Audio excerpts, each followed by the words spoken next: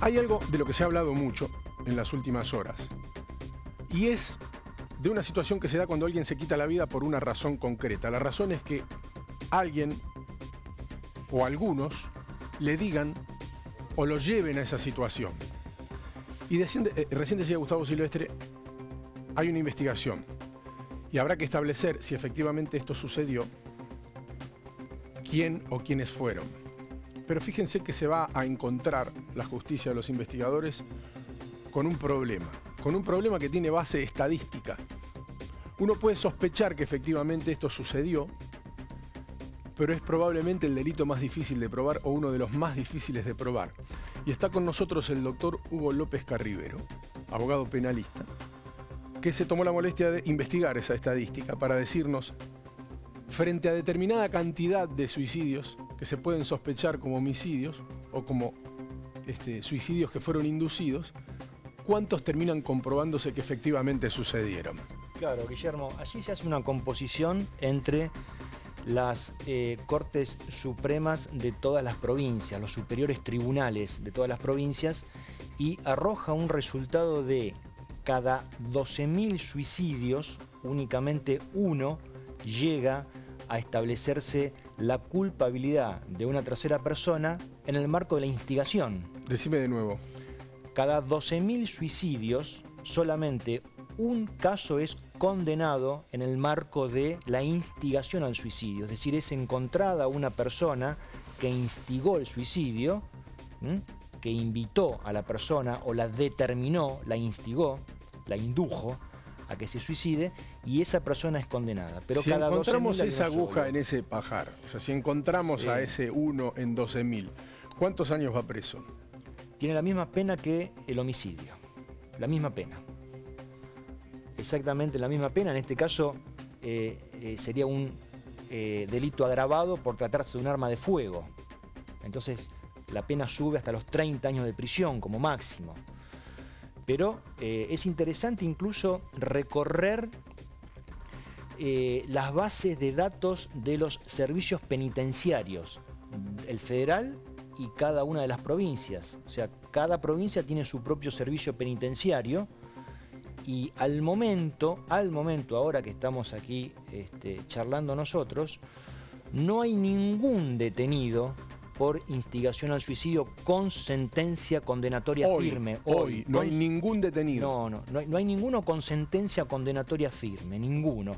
Hay algunos que están sospechados, que están siendo investigados. Pero la verdad es que la justicia nacional, provincial, se ve con esta problemática probatoria de llegar. Y por otro lado, la ley, Guillermo, habla de instigar al suicidio. Entonces ahí hay un problema interpretativo, ¿no? Porque los jueces, aún individualizando a la persona que pudo haber invitado a la víctima a suicidarse, ahí comienza a gestarse la problemática interpretativa del verbo. ¿Qué es instigar? ¿Es invitarlo, determinarlo, inducirlo, presionarlo, obligarlo, extorsionarlo?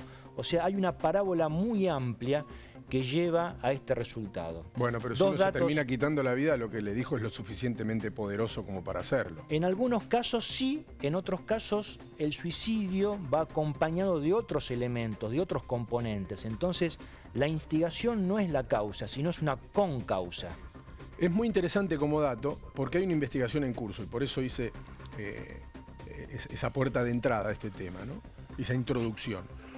Porque se está investigando presuntamente esta situación. De 12.000 se halla uno, y hoy en Argentina no hay nadie preso por una situación semejante. Con sentencia firme. Con sentencia firme. Nadie en este momento. Es muy interesante. Claro, es muy interesante, más tratándose supuestamente de hombres que están acostumbrados a este tipo de situaciones, es decir, que saben avanzar y borrar los rastros, retroceder sobre sus propios pasos. Sí, sobre todo, Guillermo, en el suicidio, aun cuando es instigado, hay una proporción mínima de voluntad por parte de la víctima, porque no todo el mundo está en condiciones de suicidarse aun cuando es instigado. Hay mucha gente que es instigada al suicidio. ¿Según con qué, Hugo? Claro, según con qué, por supuesto. Por supuesto. Vos podés ser el hombre más entero, pero si está en juego la vida de una tercera persona que vale más que tu propia vida, no lo dudás. Por eso, pero muchas veces se recurre a otros medios defensivos. antes de suicidarse. Y a veces se evita el suicidio. A lo mejor ya lo intentó. A lo mejor ya lo inventó. A lo mejor ya lo intentó porque de hecho él vuelve de un viaje. Eso que vos decís, Guillermo, es motivo de investigación, ¿no? Si de alguna forma se puede deducir... Si ya venía siendo extorsionado, por ejemplo. Y si esa extorsión o esa instigación produjo algún cambio en su vida, ¿m? que pudo haber generado el rechazo temporario de esa instigación, que finalmente se desembocó, finalmente llegó al momento de su cúspide. Ahora, doctora, gracias por venir. Sí. ¿Cómo empezás una investigación así? ¿Por qué punta empezás tratándose de un fiscal, un hombre que tiene vínculos y conexiones con gente de todo tipo para adquirir información y que debe tener 1000 posibles personas en su agenda o en sus llamados que pudieran presionarlo, no existiendo grabación alguna al respecto, porque puede haber alguna conexión, alguna llamada, algún número telefónico, pero nunca vamos a poder saber qué contenido tuvo, por ejemplo, una llamada telefónica? Claro, bueno, en este caso es muy difícil y como decía el doctor, yo he trabajado en casos de aparentes suicidios y ahora tengo otro que pasó hace 10 años, que después se comprueba que son homicidios. 10 años después. 10 años después. Pero instigación, ¿cómo podemos probarlo? Realmente es muy difícil, es muy difícil. Lo que sí que hay que estudiar, como yo siempre digo, en un acto donde intervienen armas de fuego, no solamente hay que estudiar la aptitud del arma, qué sucedió con el arma, y no solamente eso, sino todo el entorno. Hay que estudiar el caso en general. Yo no puedo hablar porque yo no leí la causa y lo que yo hago es leer 1000 veces hasta que aparezca un pequeño detallecito que nos lleva a la verdad. Algo que le llame la atención. Algo que casi pasa desapercibido y que pueda forma parte de la rutina, claro, y que dentro de esa rutina está el punto. Y que nos lleve a la verdad. En este caso, bueno, tenemos características de suicidio. Bueno, características por ahora. Por eso. Pero no hay rastros de deflagración en la mano derecha, eso por me ejemplo. llama muchísimo la atención. Le llama la atención. Eso es muy llamativo.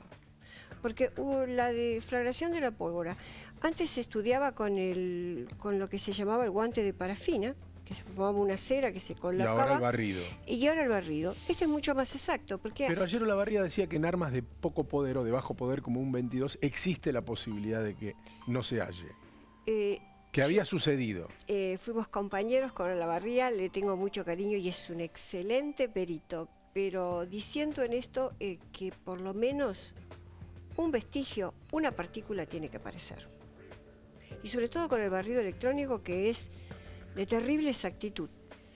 No era como se hacía antes, que lo que se buscaban eran nitratos y nitritos y que no era específico para la pólvora, porque también lo podemos encontrar en la tierra, en otras cosas.